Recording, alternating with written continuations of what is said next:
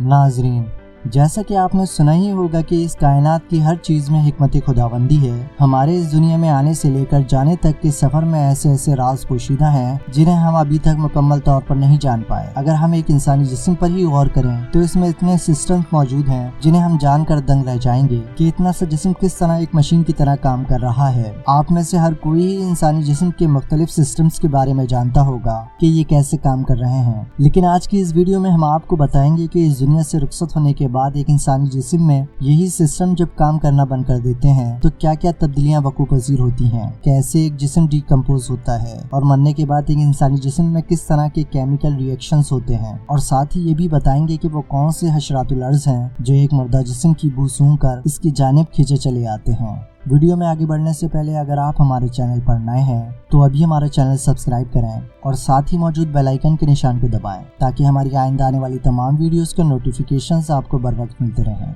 तो आइए शुरू करते हैं आज की वीडियो।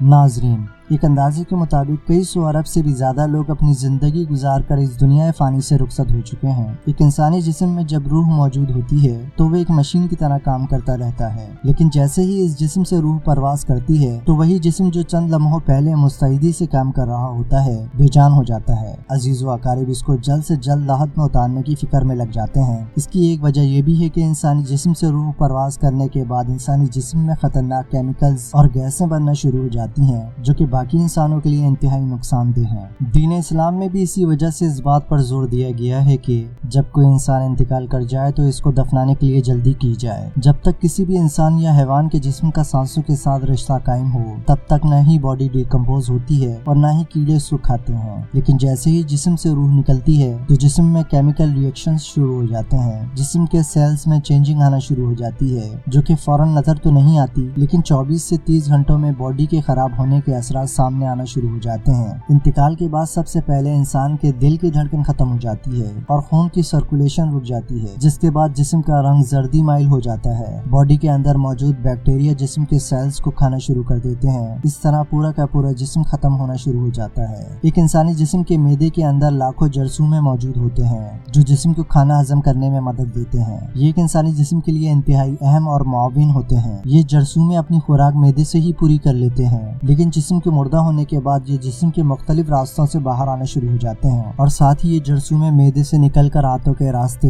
जिस्म के रगों, शरियानों और जिस्म के तमाम हिस्सों में फैल जाते हैं। हर जिस्म के अंदर जरासीम के खिलाफ एक मुदाफियाती निजाम काम कर रहा होता है। इंसानी जिस्म के मुर्दा होने के बाद वो सिस्टम खत्म हो जाता है, जिसके बाद बैरूनी जरासीम जिस्म पर हमला कर देते हैं। मुर्दे को कब्र में दफनाने के दूसरे या तीसरे दिन ही ये जरासीमें तमाम जिस्म में फैलकर तमाम सेल्स को खा जाते हैं। इसके साथ ही जहरीली गैसेस भी जिस्म के अंदर पैदा होना शुरू हो जाती हैं। कभी कभी डेड बॉडी के पास खड़ा होना एक इंसानी जिस्म के लिए बहुत ज्यादा नुकसानदेह भी होता है। इस तरह 4 या 5 दिन बाद कब्र में डेड बॉडी पूरी तरह फटना शुरू हो जाती है, जिससे तमाम गैसेस जिस्म से खारिज होना शुरू हो जाती हैं, जिसकी बू गोश्त खाने वाले कीड़ों तक पहुंच जाती है। जिस्म के कब्र के अंदर खत्म होने के मुख्तलिफ मराहिल होते हैं। अगर हम इंसानी जिस्म की बॉडी की डिकम्पोजिशन को पूरे तसलसल से देखें तो इंसानी जिस्म के दफनाने के 3 दिन बाद सबसे पहले बॉडी की नाक की हालत तब्दील हो जाती है, जबकि 6 दिन बाद नाखून गिरना शुरू हो जाते हैं, 9 दिन बाद बाल गिरना शुरू हो जाते हैं और साथ ही पेट फूलना शुरू हो जाता है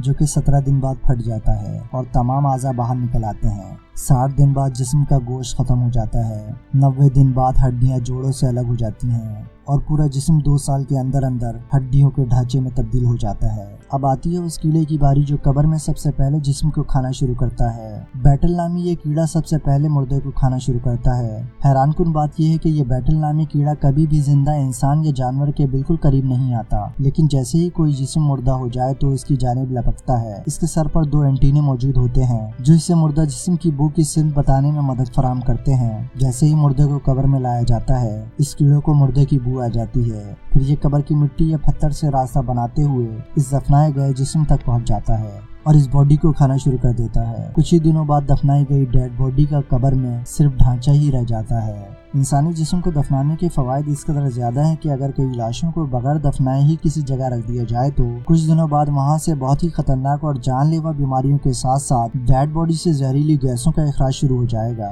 ایک ماہ میں دنیا میں لاکھوں کی تعداد میں لوگ مرتے ہیں۔ اگر انہیں دفنانے کے بجائے یوں ہی رکھ دیا جائے تو دنیا کی تقریباً 30% آبادی ان سے پیدا ہونے والی زہریلی گیسوں اور بدبو سے ہی مر جائے گی۔ ہر مذہب کے ماننے والوں کے اپنے مردے کو دفنانے کے الگ الگ طریقے ہیں۔ کوئی ڈیڈ باڈی کو درختوں پر لٹکا دیتا ہے تاکہ مردار خور جانور اس کا گوشت کھا سکیں۔ کوئی مرنے کے بعد جسم کو جلا دیتا ہے جو کہ ماحولیاتی نظام کے لیے بہت زیادہ نقصان دہ ہوتا ہے۔ اس سے زہریلی گیسز پھیلتی ہیں جو کہ انسانی صحت کے لیے جان لیوا ثابت ہو سکتی ہیں۔ لیکن اگر دیکھا جائے تو مردے کو زمین میں دفنانے کا طریقہ نہ صرف ماحولیاتی لحاظ سے درست ہے بلکہ تحقیق سے بھی ثابت ہے کہ جسم کو زمین میں دفنانے سے باقی انسان مردہ جسم کے مضر اثرات سے محفوظ رہتے ہیں۔ ناظرین، آپ کو آج کی ہماری یہ انفارمیٹو ویڈیو کیسی لگی؟ امید ہے کہ آپ کو ہماری یہ ویڈیو پسند آئی ہوگی۔ اگر آپ کو ہماری یہ ویڈیو پسند آئی ہو تو ویڈیو کو لائک کریں، شیئر کریں اور کمنٹ باکس میں اپنی قیمتی آراء سے آگاہ کریں۔ اپنا اور اپنے چاہنے والوں کا خیال رکھیے گا۔ اللہ حافظ۔